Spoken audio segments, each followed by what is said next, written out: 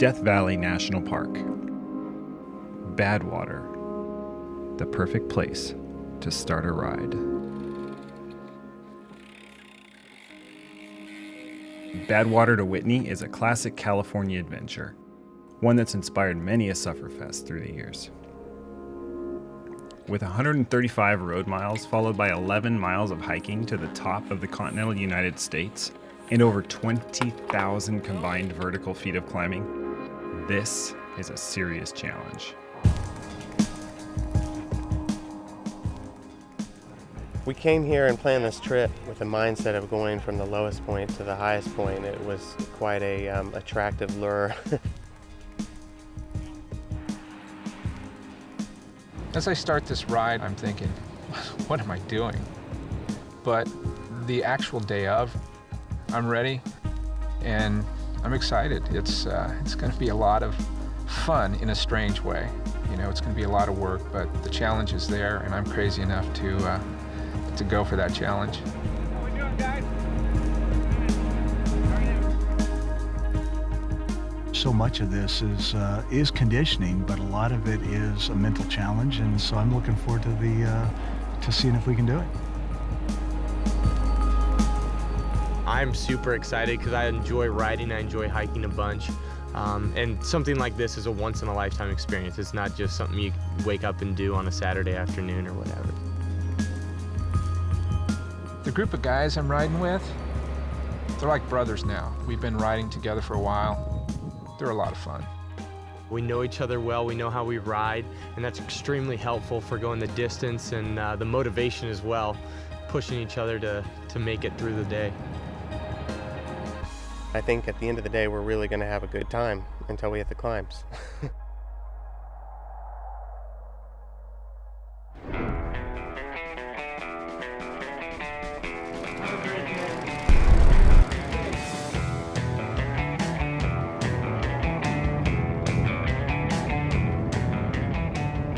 From Badwater to Stovepipe Wells, we work together as a team, so you know, we're taking 20-second pulls. To take advantage of aerodynamics and to increase the efficiency by up to 30% per rider that's behind the lead rider, we draft. It's highly advantageous and also can be quite dangerous at times, especially if you don't know each other's riding habits. There's times that we're riding a foot or 6 inches apart from each other, and you've got to make sure that you're not touching wheels. That can be catastrophic, a big crash. And then you got to make sure that you're just pacing yourself. There's got to be a balance between what maybe someone like Josh can ride and the pace he can set versus maybe the pace that I can set. Okay, here's that section of rough road. We communicate, we're constantly talking to each other, we're talking about the pace, we're talking about the grades. Cars up, cars up. Far ahead. But yeah, there's the time to stop and look around, and it's beautiful.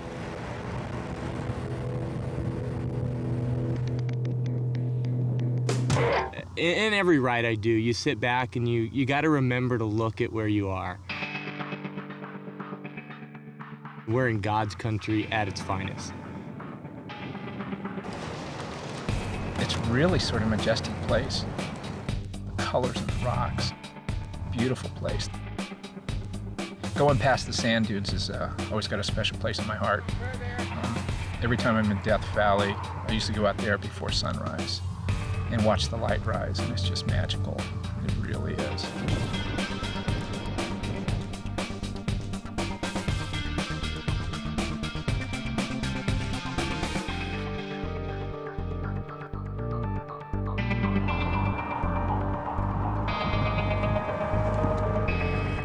At the end of the day, we got to our position before we start our climb because of the 4 guys.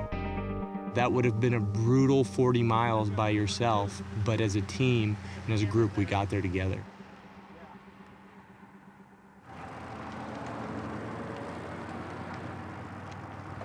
How do we feel? Feel okay, you know? Oh, yeah. What's the altitude here? We're probably right at 0, and then we're going to head to 5,000. Yeah? When you get out here and you're about to climb 5,000 feet at 97 degrees, there's no preparation for that. We better get riding. Yeah. For legs. start completely freezing up on us. Let's do it.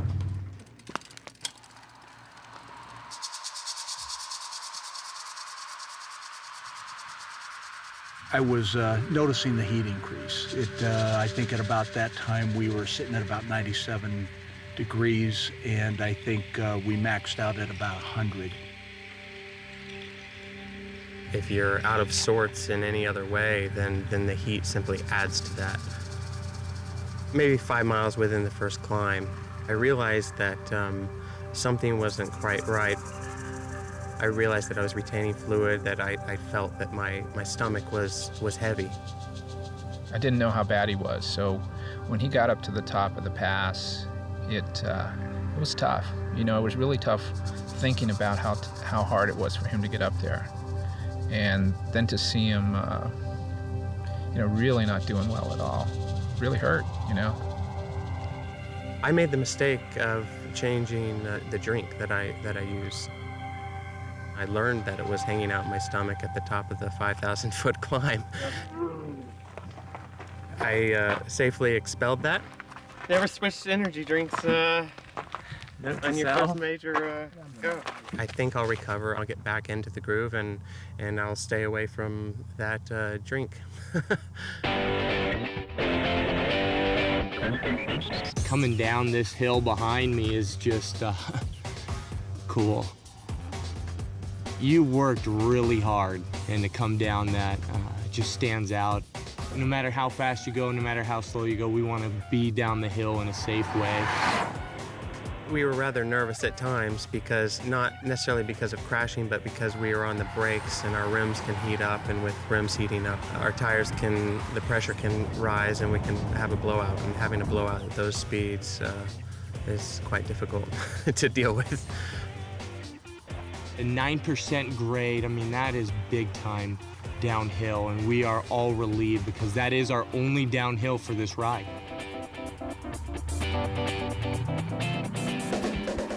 But I look forward to the biking and the climbing in the hills tomorrow. That's going to be a big challenge, and I think each one of us is going to have our strengths and weaknesses.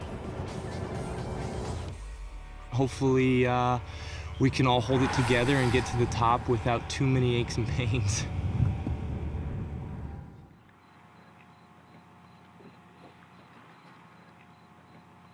I think I'm gonna ride with long finger gloves this morning. Ready to go approximately 65 miles or just shy of that, and I believe another 8,000 feet. Father, give us the strength to do this today, and we are grateful for the opportunity to do it. In Jesus' name. Amen.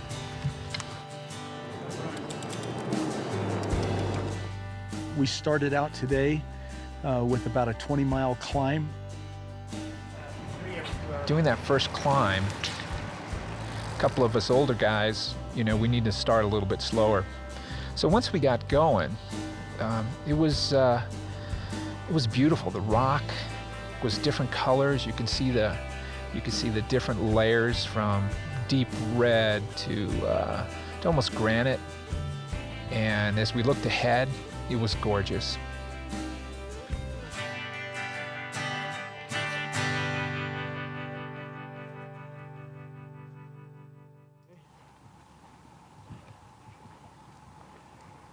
I started cycling, I believe, when I was 8 years old, to be honest. My grandfather was a big cyclist, and so he got me my very first bike, which wasn't a road bike, and then a few years later, because I took to that, he got me my very first road bike, probably when I was 11 years old.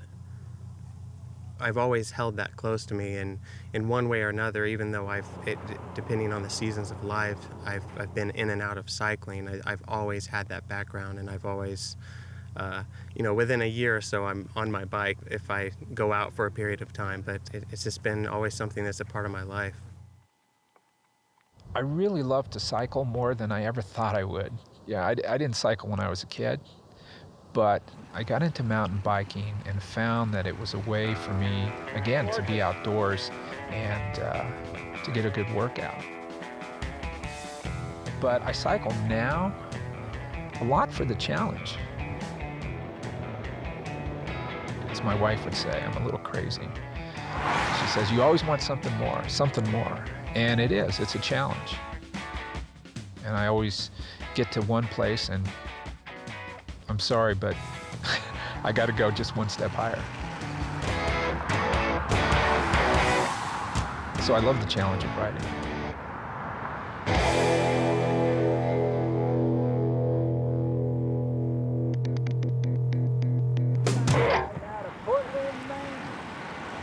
Smooth sailing into Lone Pine, telling each other, okay, take it easy, we got this climb.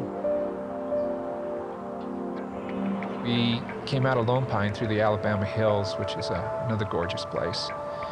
Then we started the climb, and nothing else to say, but it was a climb.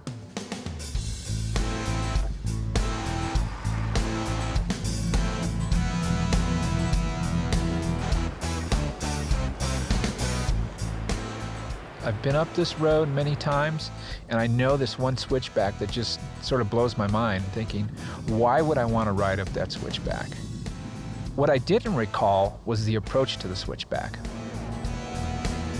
There's a real balance between the physical demand and the mental. There comes a point in that process where the mental discipline has to kick in, and the determination to complete the ride has to kick in. And for me, actually, that happened today.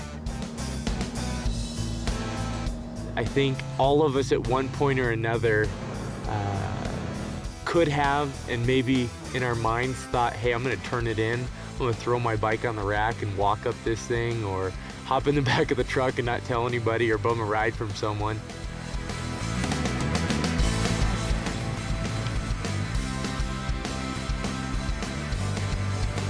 Every single time you step on your bike, you don't know if your legs are gonna show up, your mind's gonna show up, your equipment's gonna show up, and then what the conditions are that day.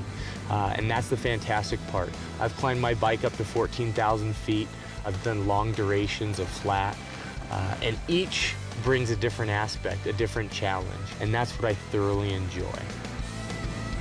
I was able to get into a pace, into a rhythm that allowed me to just focus on climbing this hill.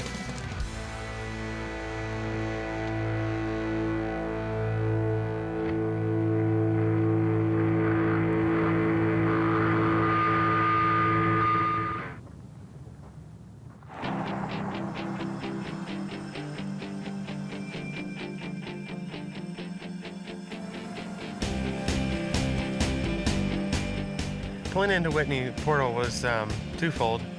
I was the last one up. I wish I would have already been up there cheering someone else up, but I felt good. I don't want to say I was incredibly emotional because I was still going through a bit of pain, but it was rewarding.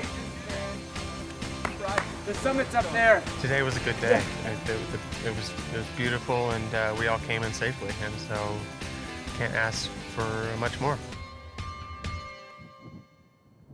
I've never been up Mount Whitney, so I'm a little intimidated by it. I think that if conditions were perfect, I would be intimidated by it. We had snow here, I believe it was last weekend or the weekend before, and obviously the snow is still here. We talked to some people today who had just come off the mountain, and they were describing some of the challenges, and so I'm a bit intimidated by it. Look at that mountain, man. Yeah.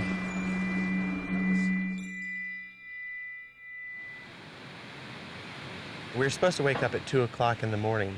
There are a few people in our group, namely one, that woke up at 1:30 with the lights ablazing. So it was a short night. It was a very short night after a hard 2 days of riding. I think all of us anxiously were anticipating many different things. Obviously a hard hike, just walking together, talking together, a little more relaxed pace, and then at the same time some elevation and potential weather issues ahead of us. We ran into snow pretty much at 500 feet in at 9,000 feet, and we had originally planned, if we hit snow and ice, to call it a day, but we marched on.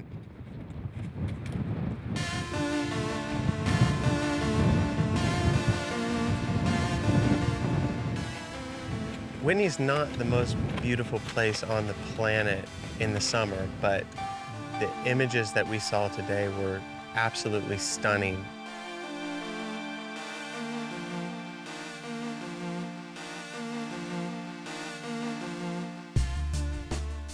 I love being outdoors. I love being in places where most people don't have the opportunity to get to. It's peaceful in a way, even after the hard work.